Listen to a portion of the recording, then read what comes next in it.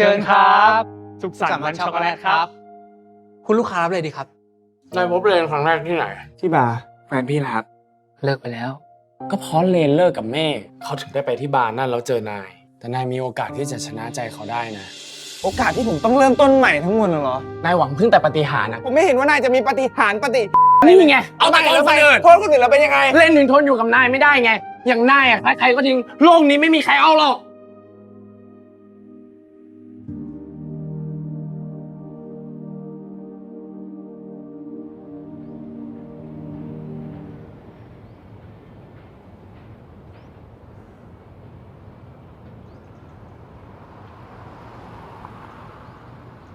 นี่เป็นโอกาสที่ดีมากที่นายจะได้เริ่มต้นใหม่ก็นี่ไงโอกาส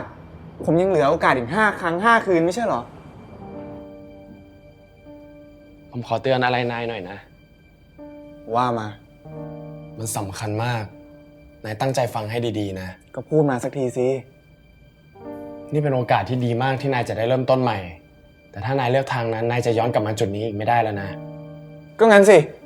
ผมเข้าใจกติกานี้ดีมันคือ point of no return แต่ถ้ามันไม่เวิร์กผมยังย้อนกลับไปยังจุดที่เลนเลิกกับผมได้อยู่ดีไม่ใช่เหรอคนบางคนอ่ะโอกาสกี่ครั้งก็ไม่เคยพอจริงๆนะไม่งั้นจะเรียกว่าคนเหรอไว้ให้ผมเป็นยมทูตคิวปิดอย่างนายบ้างสิทำไมนายจะทำไมผมก็จะบอกไปเลยว่าต้องทำยังไงถึงจะสมหวังไม่ต้องมายื่นเงื่อนไข7 ครั้ง 7 คืนอะไรนี่คิดว่าสนุกมากหรือไงวะไม่น่าจะเรียกว่ายมทูตคิวปิดเหรอถ้าจะทำอย่างนั้นได้คงต้องเกิดเป็นคิวปิดถึงจะได้มีอำนาจเต็มไม่ต้องเอาชีวิตใครมาแลกเพื่อให้นายสมหวังหรอกนึกว่าสนุกหรือไงวะ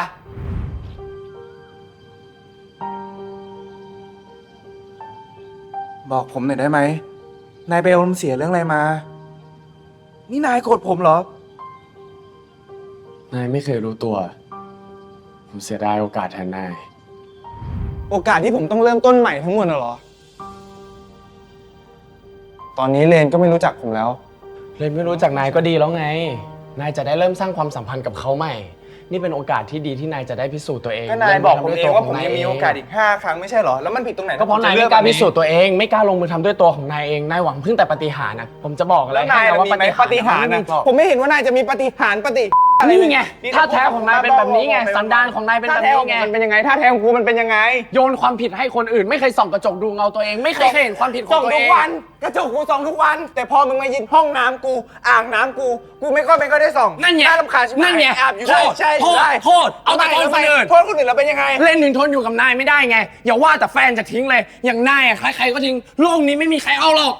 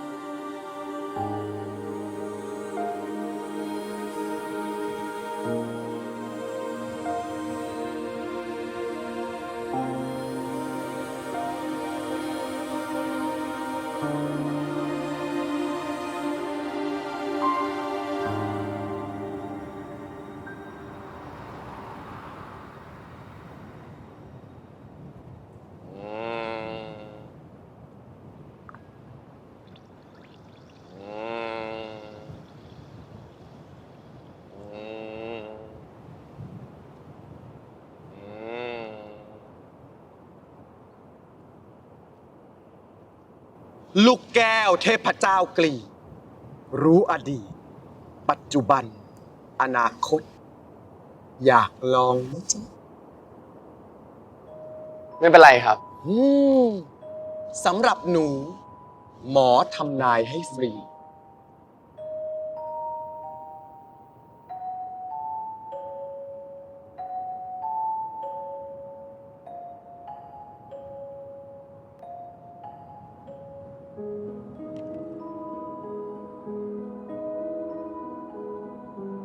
เอามือสัมผัสลูกแก้วในถาดนี้แล้วคละกันให้หมดลูกแก้วเป็นตัวแทนเทพเจ้ากลีถ้ารู้สึก ถึงพลังของลูกแก้วลูกไหน ให้หยิบมันขึ้นมาทีละลูก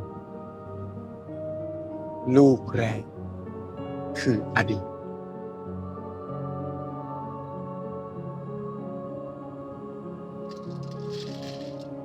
อ่ะเชิญ แล้วผมต้องอธิษฐานอะไรไหมครับ ไม่ต้อง แค่ทำจิตให้ว่าง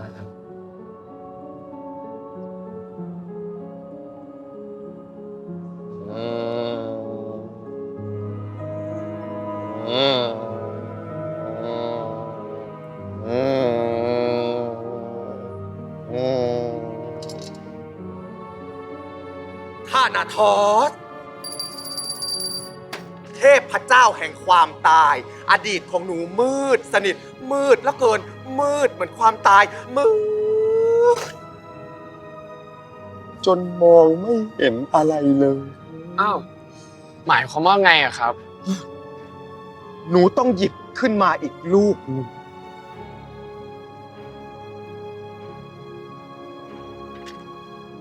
คราวนี้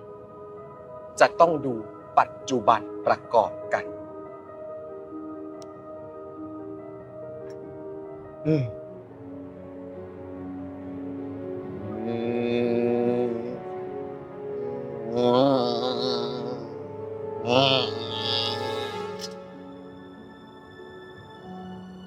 อีรอสเทพแห่งความรัก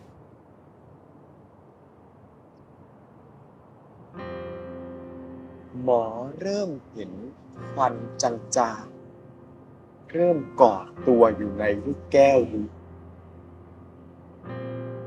ค่อยๆลอยอ้อยอิงควันสีชมพูหนูกำลังจะมีความรัก ความตาย ความรัก มันจะเป็นไปได้เหรอ หยิบขึ้นมาอีกลูกหนึ่ง คราวนี้จะเป็นการสรุป สิ่งที่จะเกิดขึ้นกับอนาคตของหนูเธอ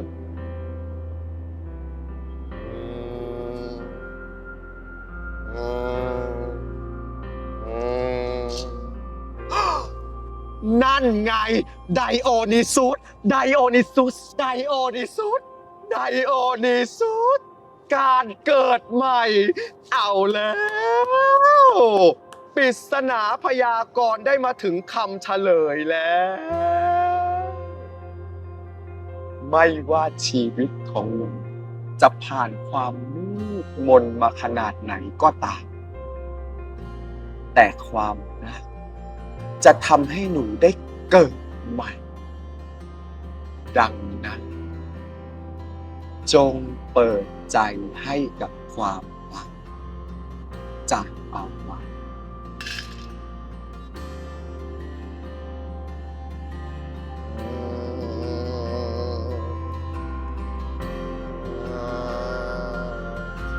ดันเข้ามาอีก นี่ออกแรงหน่อยสิ มีแรงไหมเนี่ยโอ้เข้ามาอีก แล้วดันเข้าไปชิดๆ เดี๋ยวมันเห็น นะฝั่งนู้นน่ะอุ๊ยอ้าว น้องคิว ไปไหนมาคะ แล้วสันชายไปไหนซะล่ะ อ๋อ คงอยู่บนห้องครับ พอดีผมออกไปธุระนะครับ แล้วนี่พี่น้องมาลบรอยเปื้อนนั้นได้แล้วเหรอครับ ยังหรอกค่ะ แต่ก็อย่างที่น้องคิวว่าแหละ ยิ่งลบก็ยิ่งเลอะ ก็เลยเอาเก้าอี้นั่นมาบังไว้ก่อน น้องคิวว่าดูดีไหมคะ อ๋อ ครับ แต่ก็ชั่วคราวนะคะ จนกว่าจะหาวิธีลบได้นี่เจมีเรื่องอะไรอยากจะถามน้องคิวสักหน่อย อย่าหาว่าละลาบละล้วงเลยนะคะ ครับผม น้องคิวเป็นเพื่อนกับสัญชัยแน่นะ อ้าว แน่สิครับ ก็100 วันพันปีไม่เห็นเขาจะมีเพื่อนเลยสักคน แล้วหมู่นี้ก็ไม่ค่อยเห็นแฟนเขาด้วย อ๋อ คงต่างคนต่างงานยุ่งนะครับ งานน้องคิวก็คงจะเป็นเพื่อนในวงการของน้องสัญชัยใช่ไหมคะ พี่น้องมานี่ตาถึงจริง ๆ แต่ผมยังไม่ดังหรอกครับ มีละครหรือว่าซีรีส์เรื่องอะไรบ้างไหมคะน้องมาจะได้ตามไปดู อาชญากรรมกรรมเทพครับ แปลกจัง น่าสนใจจังเลยค่ะ ต้องเป็นแนวจำเลยรักแน่ ๆ เลย ออนแอร์หรือยังคะ ยังถ่ายไม่เสร็จเลยครับ ไว้ออนเมื่อไหร่ช่วยติดตามด้วยนะครับ แน่นอนค่ะ งั้นผมขอตัวก่อนนะครับ เชิญค่ะอืม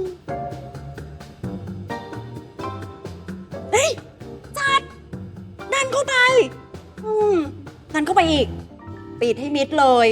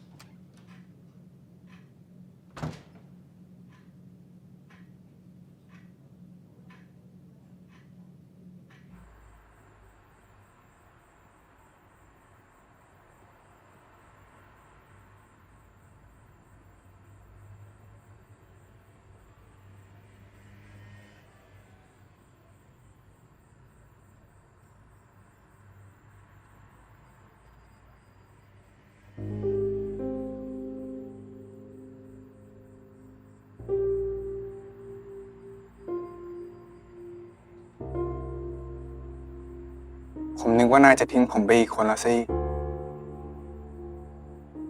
นายเป็นคนไล่ผมเองนะ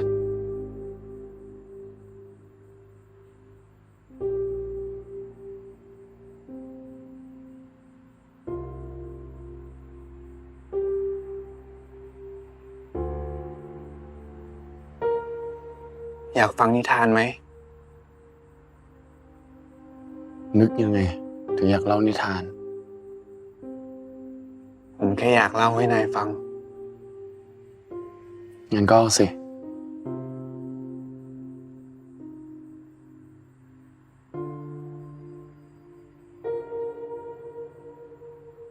มีเด็กผู้ชายคนหนึ่ง เขามีพ่อ มีแม่ ชีวิตเขามีความสุขดี เขาชอบฟังนิทานที่แม่เล่าให้ฟังทุกคืน แต่ต่อมา แม่เขาก็หยุดเล่านิทานก่อนนอน เพราะมัวแต่นั่งคอยพ่อจนดึกดื่น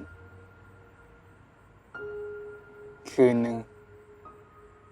เขาตื่นขึ้นมากลางดึกเพราะได้ยินเสียงคนทะเลาะกัน พ่อแม่เขานั่นเอง เขาลุกขึ้นมาจากที่นอน เห็นพ่อกำลังเก็บของ เขาเดินไปเกาะแขนพ่อถามพ่อว่าจะไปไหน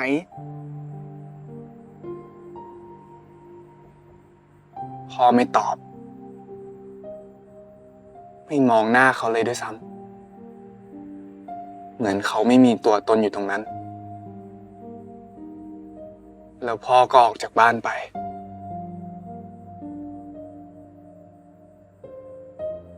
เขารอพ่อกลับมา แต่แม่บอกเขาว่า พ่อไม่กลับมาหรอก ลืมซะเถอะ ลบเขาออกไปจากใจ จากนั้น เด็กผู้ชายคนนั้นก็อยู่กับแม่2 คน โดยที่เขาลบพ่อออกไปจากใจไม่ได้ แม่เขาลำบาก กัดฟันรับจ้างทำงานสารพัด จนเขายังมีพรวิเศษ เสกให้แม่รวย มีเงินแต่งตัวสวยๆ ซื้อบ้านซื้อรถ มีชีวิตสุขสบายเหมือนแม่เพื่อนคนอื่น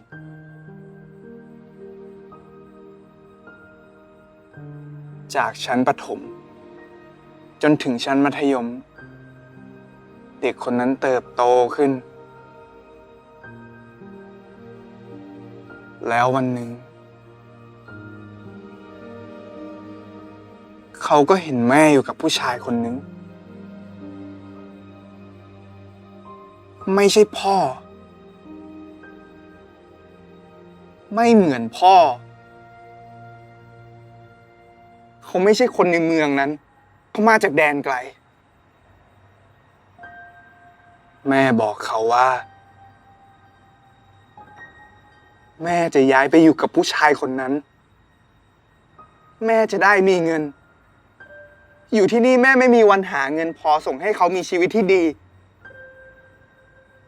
แม่จะส่งเงินให้เขาได้เรียนหนังสือ อยากให้เขามีอนาคตที่ดี ขอให้เขาตั้งใจเรียน แล้วแม่ก็ไป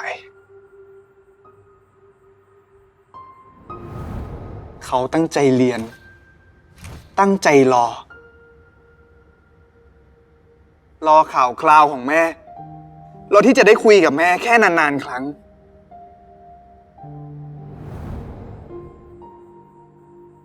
แม่ส่งเงินให้เขาทุกเดือน จนถึงวันที่เขาเรียนจบม .6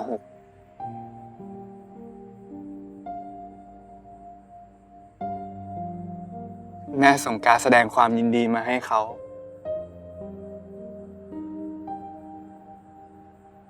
แล้วแม่ก็หายไป ไม่มีข่าวคราวใดๆอีกเลย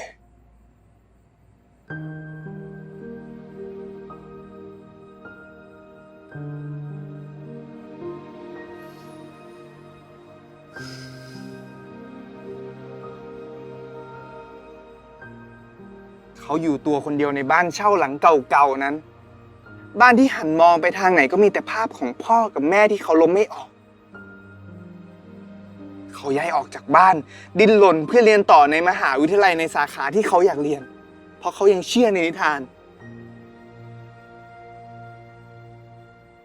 เชื่อว่าสักวันหนึ่งนิทานจะจบอย่างแฮปปี้เอนดิ้ง โดยมีเทวดามาให้พรวิเศษสินะ แต่มันไม่ง่ายอย่างนั้นเลย ผมบอกแล้วไง ชีวิตไม่มีอะไรง่าย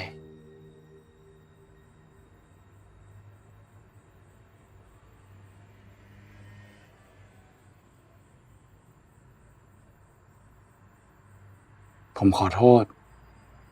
ที่ผมพูดไปเมื่อตอนบ่าย นายไม่ผิดหรอก เพราะมันจริงอย่างที่นายพูด รู้ไหม ชีวิตผมต่างจากเด็กในนิทานของนาย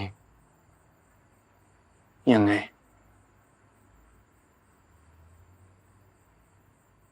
ผมเป็นฝ่ายทิ้ง ผมทิ้งใครคนหนึ่ง ไม่ใช่แฟน ไม่ใช่คนรัก แต่เป็นคนที่รัก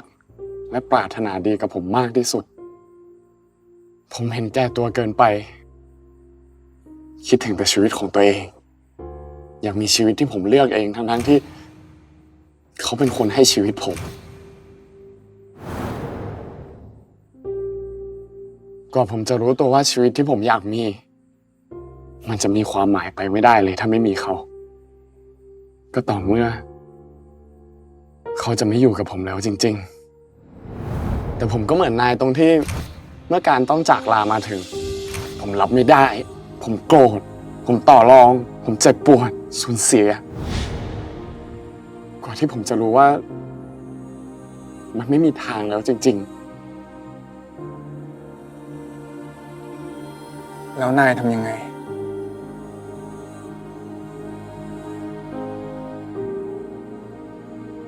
ผมบอกนายได้แค่ ผมไม่อยากให้นายเป็นเหมือนผม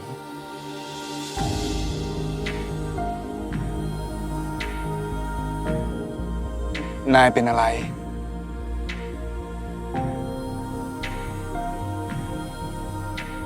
ผมกำลังทำผิดกฎ ผมช่วยอะไรนายได้บ้าง บอกผมมา นายอยากให้ผมลบใครเป็นคนต่อไป ผ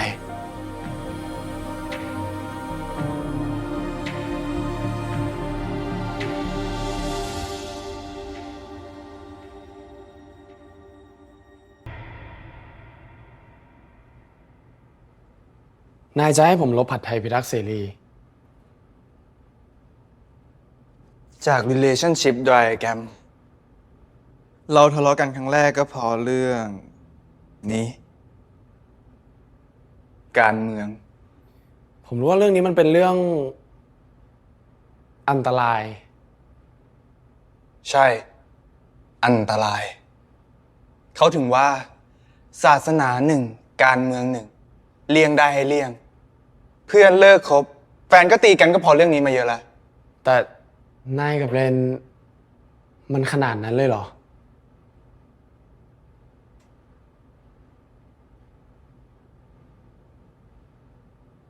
วันนั้น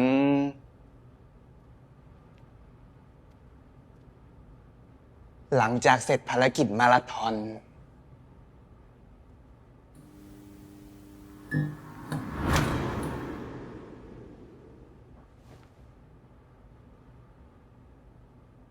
แล้วเราก็มานั่งโซยบะหมี่ด้วยความหิวกันบนเก้าอี้ตัวนี้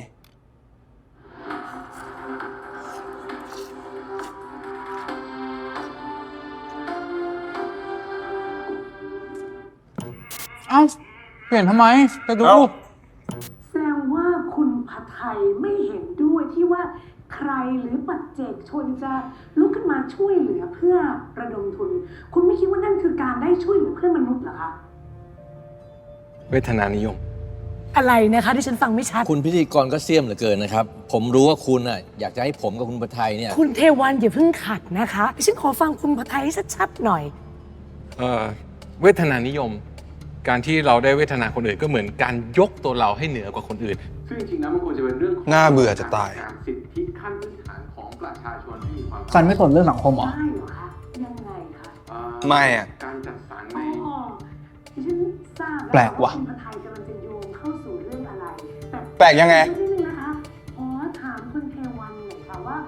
คุณเทวัน แปลกยังไง เห็นด้วยไหมคะว่าสังคม ขี้เกียจเถียงจะดู ความไม่เท่าเทียมเรื่องสิทธิขั้นพื้นฐาน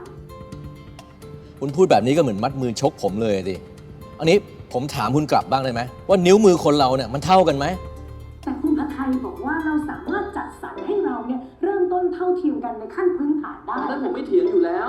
ก็ทุกวันนี้เราไม่พยายามจัดสรรในพื้นฐานตรงไหนไม่ไปบอก แต่เราก็ไม่ได้เป็นบางเหมือนอย่างบางประ ไม่ เท ต้อง ศ พูดถึงประเทศอื่นเลย ประเทศอื่นเขาเป็นยังไงก็ช่างเขานะแต่เราเนี่ยเสียภาษียังไงแล้วเขาเสียภาษีเท่าไหร่ ถ้าคุณอยากได้อย่างนั้นนะคุณเอาไหมเสียภาษีเท่าเขาอ่ะ อาจจะเอานะคะ ถ้าดิฉันเสียภาษีมากขึ้นแต่สามารถได้สิทธิ์ต่างๆ เท่ากับคุณเทวัน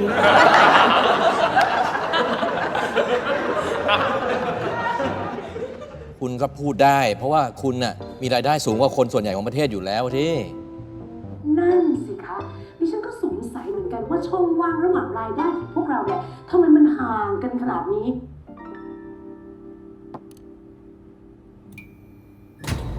แล้วนายไม่สนเรื่องสังคมจริงๆน่ะเหรอ ผมเคยบอกนายแล้วไม่ใช่เหรอ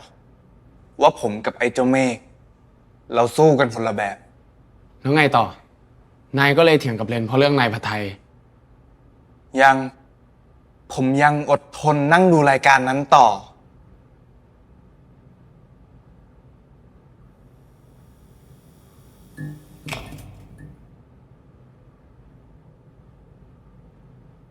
คุณผัดไทยว่ายังไงคะ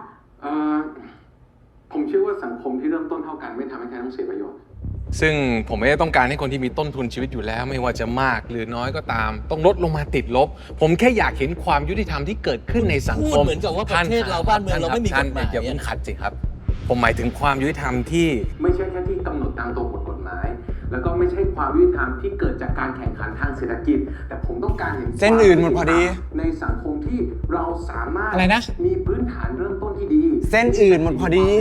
กินซะก่อนดี อย่างนั้นน่ะมันก็ต้องมีขอบเขตถ้าคุณปักใจเชื่อว่าคนเราต้องมีความเท่าเทียมกันน่ะแล้วคุณต้องคำนึงถึงพวกนั้นด้วยสิ พวกที่มัน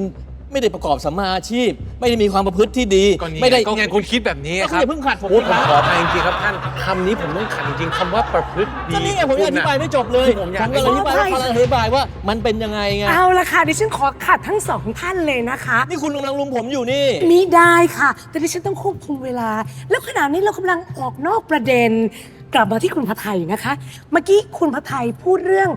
สิทธิขั้นพื้นฐาน ซึ่งดิฉันเชื่อว่าคุณผัดไทยกำลังจะโยงเข้าสู่เรื่องสมรสเท่าเทียม เชิญค่ะ โอเคขอบคุณครับ ผมกำลังจะยกตัวอย่างว่าสมรสเท่าเทียมควรเป็นสิทธิขั้นพื้นฐานที่เราทุกคนรวมทั้งคุณเทวันเนี่ยควรให้ความสนใจเป็นสิทธิ แล้ว ม ผ นุ มไม่ ษย สน ชน ใจ ครับ ตรงไหนอ่ะ โอ้เดี๋ยวนะคะ เมื่อวันก่อนเนี่ยดิฉันดูอภิปรายค่ะ แล้วก็ดิฉันเห็นท่านผู้ทรงเกียรติทั้งหลายเดินคุยไม่เห็นมีใครสนใจเลยนะคะ แล้วคุณได้ฟังผมอภิปรายหลังจากนั้นหรือเปล่า ผมก็บอกแล้วไงว่าผมสนับสนุน เพราะนี่มันเป็นไปตามสิทธิมนุษยชนระหว่างประเทศอยู่แล้ว ผมสนับสนุนพูดอีกทีก็ได้นะว่าผมสนับสนุนการสมรสของบุคคลที่มีความหลากหลายทางเพศ และสิทธิในการสมรสเนี่ยมันไม่ควรจะถูกพิจารณาโดยเอาสรีระมาเป็นเกณฑ์ นี่ไง เราถึงเสนอพรบคู่ชีวิตเนี่ยเป็นทางออกที่ดีที่สุดแล้ว พรบคู่ชีวิตไม่เท่ากับสมรสเท่าเทียม มันไม่เท่า ะครับ กันตรงไหนครับ คือหลักการสมรสเท่าเทียมเนี่ยคือการที่คนเพศเดียวกันได้สมรสกันอย่างเท่าเทียมกับคนต่างเพศที่สมรสกัน ส่วนหลักการของการร่างพรบคู่ชีวิตเนี่ยคือการเปิดโอกาสให้คนเพศเดียวกันที่ต้องการจะสมรสกันได้จดทะเบียนเป็นคู่ชีวิตกัน แค่จดทะเบียนเป็นคู่ชีวิตเท่านั้นนะครับ ผิดนะพูดอย่างนี้ผิดเลยฮะเขาทำอะไรได้ตั้งหลายอย่างคุณทราบไหมเขาสามารถแต่งงานกันได้ สามารถจะอุปการะเลี้ยงดูกันเองได้ และสามารถที่จะจัดการทรัพย์สินร่วมกันก็ได้ หรือจะอุปการะเลี้ยงดูบุตรบุญธรรมก็ยังทำได้ นอกจากนั้นเวลามีอีกฝ่ายใดฝ่ายหนึ่งเนี่ยเกิดเป็นบุคคลที่ไร้ความสามารถก็สามารถอนุบาลเลี้ยงดูได้ จัดการมรดกได้ และสามารถจะลงนามในการรักษาได้ด้วยนี่ครับทำอะไรได้ตั้งหลายอย่าง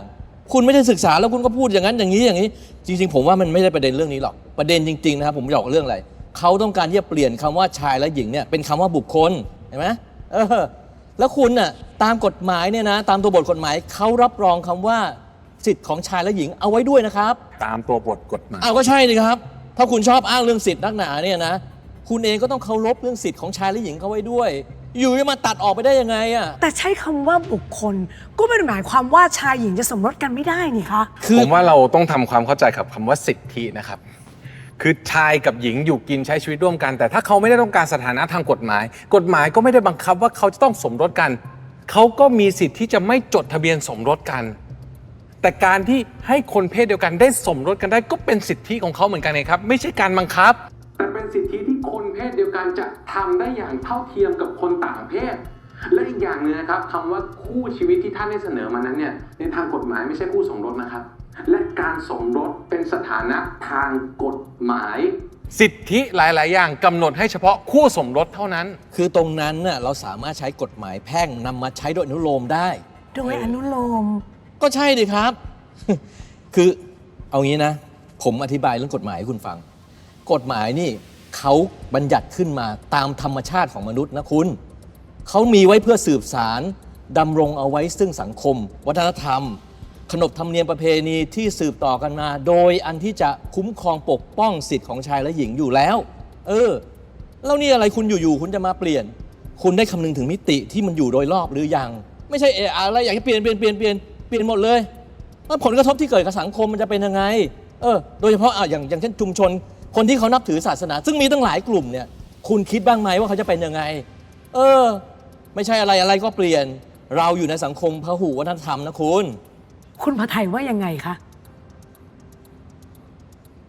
วัฒนธรรมกับมนุษยธรรมต้องเดินไปด้วยกันครับ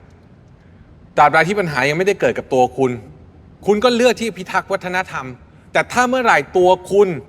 ญาติพี่น้องของคุณคนใกล้ชิดของคุณที่มีคู่ชีวิตเพศเดียวกันต้องตกอยู่ในสถานการณ์ที่มันคับขันเช่นเจ็บป่วยไม่สามารถรักษาพยาบาลด้วยเงินจำนวนมากได้และไม่สามารถเข้าถึงสวัสดิการรักษาพยาบาลของคู่ชีวิตได้เพราะไม่ใช่สถานะคู่สมรสที่รับรองโดยกฎหมาย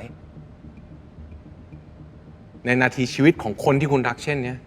แทนที่คุณจะเอาเวลาอันแสนมีค่าของคุณไปอยู่กับคนที่คุณรักคุณกลับต้องมาต่อสู้กับระบบที่มันไม่เท่าเทียมเพื่อเรียกร้องให้มีการใช้กฎหมายโดยอนุโลมงั้นเหรอครับกฎหมายมนุษยธรรมกับสิทธิมนุษยชนคือความเท่าเทียมครับ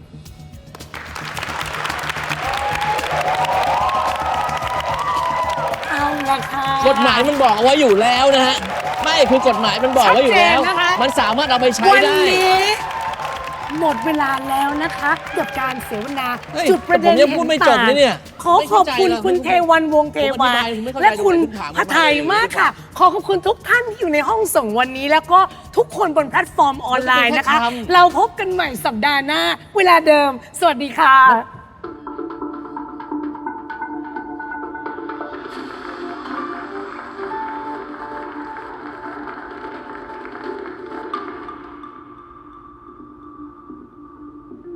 เปลี่ยนช่องได้ยัง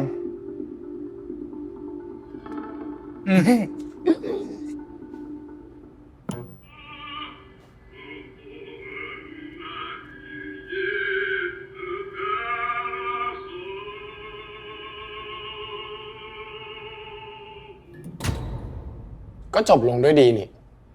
หมายถึงเรื่องของผมกับเลนคืนนั้นนะ เปล่ารายการนั่นนายผัดไทยพูดจบได้ดีนะ โถ่เอ้ย นายอยู่ข้างนายเทวันเหรอ เปล่า ผมไม่เลือกข้างไหนทั้งนั้นแหละ แต่หลายเรื่องที่พระไทยพูด เราเห็นด้วยกับเขานะ ไม่ใช่แค่เรื่องสมรสเท่าเทียม แต่ยังมีอีกหลายต่อหลายเรื่อง เรื่องอะไร หลายเรื่อง ยกเลิกทรงผมนักเรียนน่ะเหรอ เด็กก็ควรมีสิทธิ์ในร่างกายตัวเองหรือเปล่า เราแค่อยากแหกกฎนะ ดูผมสิ ตอนเด็กร้องอยากไว้ผมยาว แล้วตอนนี้เป็นไง พันแค่หาตัวเองเจอมากกว่า อ๋อ แต่แค่ภายนอกนะ แต่ภายในนะ ทำไม ภายในมันเป็นยังไง ไม่มีจุดยืน ผมไม่มีจุดยืน แล้วที่ยืนอยู่เป็นตัวเป็นตนได้ขนาดนี้นี่ไม่มีจุดยืนเหรอ อย่าเอาเรื่องที่ผมไม่เลือกข้างทางการเมือง เราอย่ามาพูดเรื่องนี้กันดีกว่านะพูดแล้วทะเลาะกันนะ ใครเริ่ม เสียง ทะ เปล่า เลนนั่นแหละเป็นคนเริ่ม พอหยุดไม่มีจุดยืน ผมไม่มีจุดยืน แล้วที่ยืนอยู่เป็นตัวเป็นตนได้ขนาดนี้นี่ไม่มีจุดยืนเหรอ อย่าเอาเรื่องที่ผมไม่เลือกข้างทางการเมืองมากล่าว เราอย่ามาพูดเรื่องนี้กันดีกว่านะพูดแล้วทะเลาะกันนะเสีย ใคร เรื่ เริ่ อง ม เปล่า ทะเลาะเลนนั่นแหละเป็นคน พอ เริ่ม พอ ก่อน หยุดไม่ต้องพูดใช้เหตุผลไม่ได้ไม่ต้องพูด เลนนั่นแหละ เป็นแฟนขับนายพระชัยซะจนแต่ต้องไม่ได้ ไม่ใช่แต่ต้องไม่ได้แค่แลกเปลี่ยน นี่ ความ เหรอ คิดเห็นกันดี แต่ต้องไม่ได้ พูดถึงนายพระชัยทีไรเลนโมโหทุกที ๆ ไม่ได้โมโห ทั้งที่มันก็แค่สวมบทบาท บทบาท ใช่บทบาท มันก็แค่สวมบทบาทสร้างคาแรคเตอร์ให้มีจุดขาย การเมืองการตลาดโลกมายา มันก็เหมือนกันนั่นแหละฉันไม่เชื่อใครทั้งนั้นแหละ งั้นก็อยู่ปิดหูปิดตาไปแล้วกัน ไม่ต้องสนว่าใครทุกข์ใครเดือดร้อน ขอแค่ตัวเองอยู่สบายก็เป็นพอ อ๋อ ไอ้ที่ตัวเองลำบากอยู่ทุกวันเนี้ย ก็ยังไม่ยอมรับรู้อีกว่าเป็นเพราะระบบ อะไรวะ เถียงกันเรื่องการเมืองแค่นี้ทำไมต้องกลายเป็นเรื่องใหญ่เรื่องโต จะบ้าหรือเปล่า แล้วนั่นจะไปไหน อยู่คุยกันให้รู้เรื่องกันดิวะ เวลาสไลด์สติ พูดเท่าไหร่ก็ไม่รู้เรื่องหรอก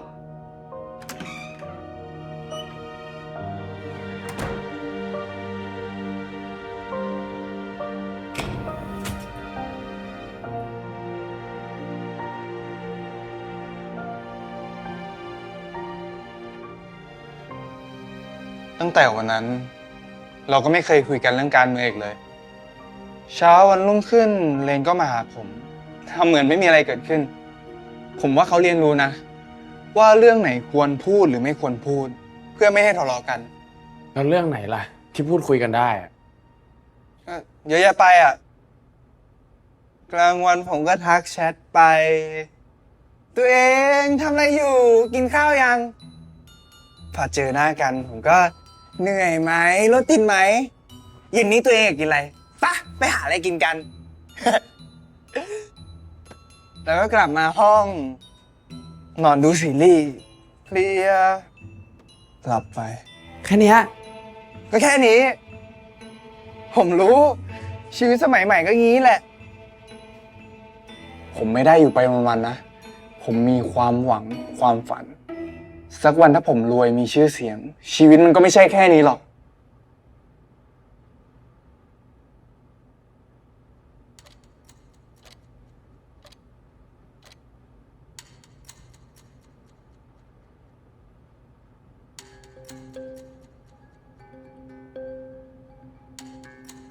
นายอยากให้ผมลบผัดไทยพิทักษ์เสรีจริงๆเหรอ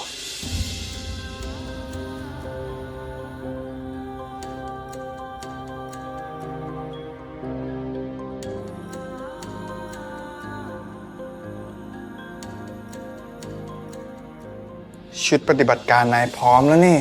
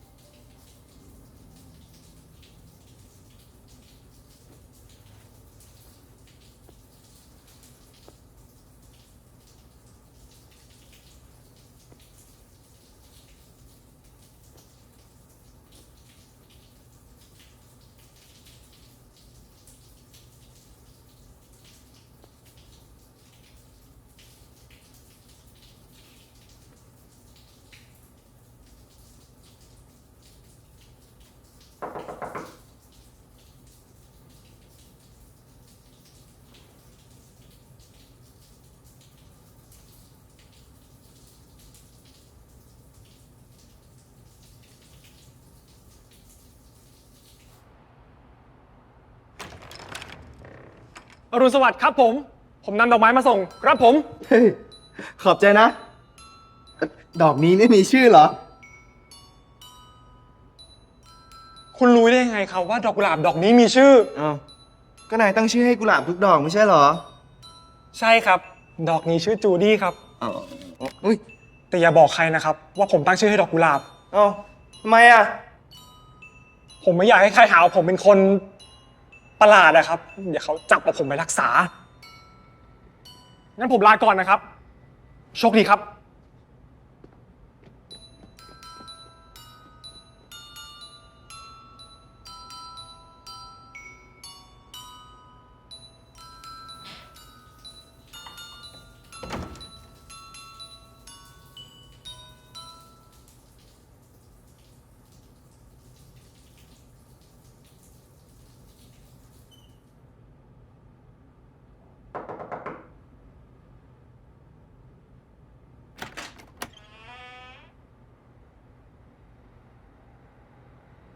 อรุณสวัสดิ์ครับผม โอ้ย ผมนึกว่านายอยู่ในห้องน้ำ แล้วใครอ่ะ ผมแค่แวะมาบอกว่าผมจะออกไปหาอะไรกินนะครับ ถ้าสนใจอยากตามผมไปแล้วก็ตามไปที่ร้าน เข้าไปอาบน้ำแป๊บเดียว คิดถึงขนาดต้องมายืนรอเลยเหรอ บอกให้อาบด้วยกันก็ไม่เชื่อ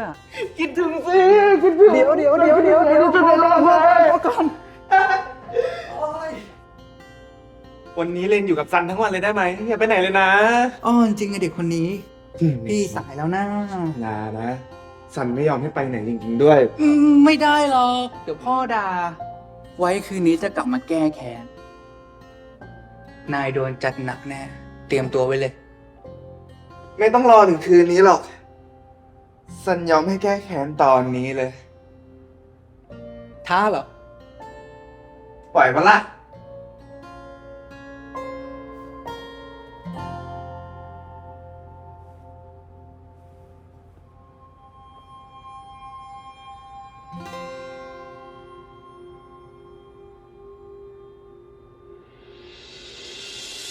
ไม่ดีกว่า เอ้า พี่สายแล้ว พี่ต้องรีบไปทำงาน ไปสายก็ไม่เห็นเป็นไรเลยนี่ ร้านกาแฟไม่หนีไปไหนหรอก ร้านกาแฟไม่หนีไปไหนหรอก หลังโควิดก็แล้ว พ่อก็ยังไม่ยอมให้เปิดใหม่อยู่ดี พี่ก็ไม่อยากทำบริษัทพ่อนักหรอก น่าเบื่อจะตาย ต้องคิ้วกระเป๋าคอยเดินตามพ่อซอกต้องคอยไหว้ทำตัวอ่อนน้อมกับผู้หลักผู้ใหญ่ เวลาไปประมูลงานราชการ แต่เราเป็นลูกไงเนอะทำไงได้อะ นี่เลนไม่ได้เปิดร้านกาแฟมานานเท่าไหร่แล้วเนี่ย ตั้งแต่โควิดอะ3 ปีแล้วมั้ง เดี๋ยวว่าจะพูดกับพ่ออยู่เหมือนกัน รอผ่านงานใหญ่นี้ไปก่อน ถ้าได้งานเนี้ย พ่อคงอารมณ์ดีขึ้นแหละ เหมาเจ้าเดียวทุกจังหวัด พ่อบอกงานนี้ไม่น่าพลาด เพราะเราก็เสนอให้ท่านแบบใจปั้มสุดเหมือนกัน ดาวก็ช่วยพูดกับพ่อเขาด้วยเหมือนกัน ท่าน ดาว ดาวเขาบอกว่าพ่อเขาคงมีอำนาจอีกหลายปีแหละ พ่อพี่ก็เล็งนักหนา อยากให้รีบแต่งซะเร็วๆแต่พี่ยังไม่อยากแต่ง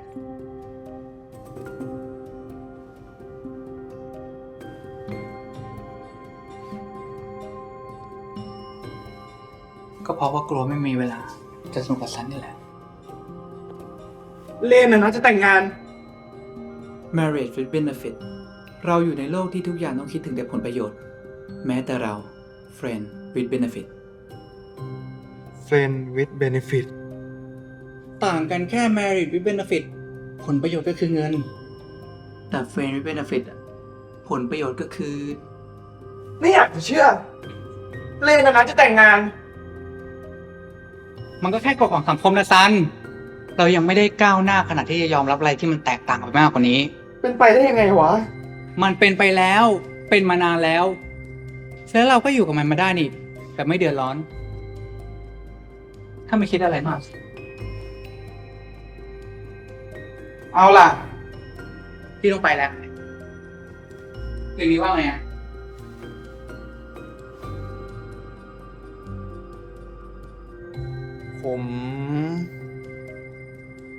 ผมมีถ่ายงาน งั้นก็ตามใจ ถ้าถ่ายเสร็จแล้วอ่ะทักมาได้นะ อ๋อ เย็นเนี้ยอย่าเพิ่งทักมานะเพิ่งเข้าอยู่กับดาว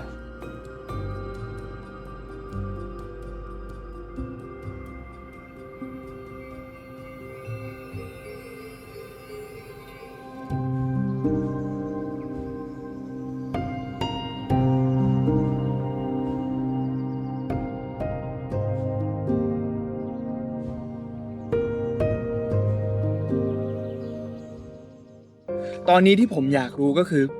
มันเป็นแบบนี้ได้ไง บ้านเมืองที่แสนจะมีระเบียบนี่นะเหรอ มันก็อีกเรื่องหนึ่ง แต่เรื่องสำคัญอีกเรื่องก็คือ เลนกับผมกลายเป็นเฟรนด์วิดเบเนฟิต นายเคยโยนหินลงไปในน้ำไหม เบื่อ มันจะเกิดเป็นคลื่นกระเพื่อมออกไปเป็นวง อะไรง่ายๆว่ามันส่งผลกระทบถึงผมยังเหลือโอกาสอีกกี่ครั้งนะ